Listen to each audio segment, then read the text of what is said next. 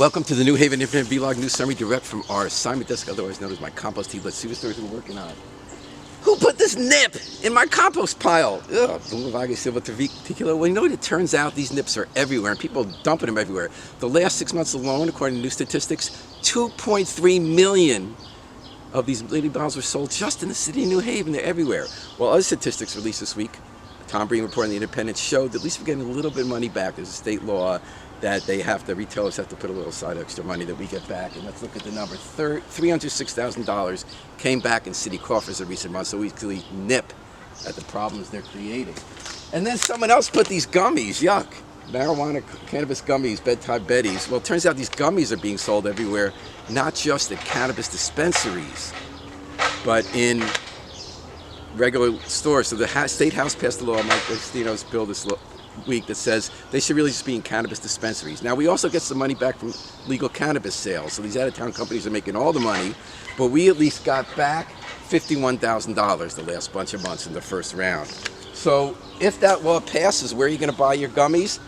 Well, maybe where you now buy your ice cream, because these dispensaries are going everywhere. The latest proposal this week revealed was that a company from Florida, because they make the real money, wants to knock down the Dairy Queen selling ice cream on Kimberly Avenue and make that into a cannabis dispensary where they sell gummies, not far from where there's another one by another out-of-town company. If someone smart in my house bought COVID tests this week. You know why? Because the emergency was declared over. The governor was here in town declaring it.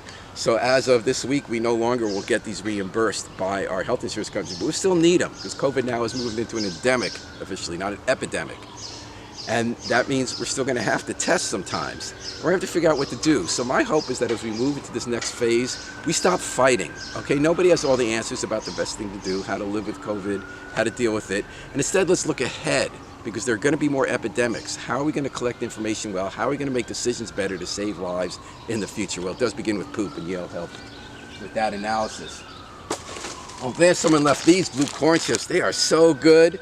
Oh, it says gluten-free right on the cover.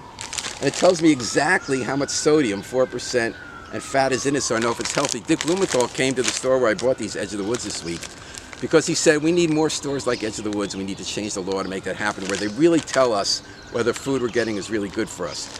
He pointed out that 1990 was the last time we updated our federal laws for what you can write on labels. And now we've learned a lot more, and companies are lying to us and selling us food that's bad for us and claiming it's good. So he has a new bill, Labeling Modernization Act, to talk about saying right on the front what you mean by gluten-free. Is it just wheat or other stuff like rye and barley that can make you really sick? You have celiac disease. If when you're saying healthy, tell us exactly like the real amount of clearly the ingredients they make us going. Now, I hope it passes. Well, speaking of what passed, the Pulitzer Prizes came out, and our own local author Beverly Gage won for her amazing biography of J. Edgar Hoover. Spent more than a decade on it. I couldn't put it down. Hundreds of pages of time. We learned so much about the secrets of our past. Well done. She started at the New Haven Advocate, then became a Yale professor, writes these great books. Here's what I got, the biggest takeaway from this book. You know, I love learning what we didn't know about the 20th century and all the evil deeds he did. But you also learn how when we villainize someone like Hoover, who's in power, who we've allowed to be in power, we let ourselves off the hook, because Hoover was in fact doing what not just conservatives and racists want him to do, but also liberals, without admitting it.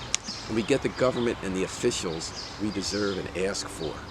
As Pogo said, we've met the enemy and he is us. Well, until next time, this is New Haven Independent Vlog News Summary. And remember, always pick up your nips, please.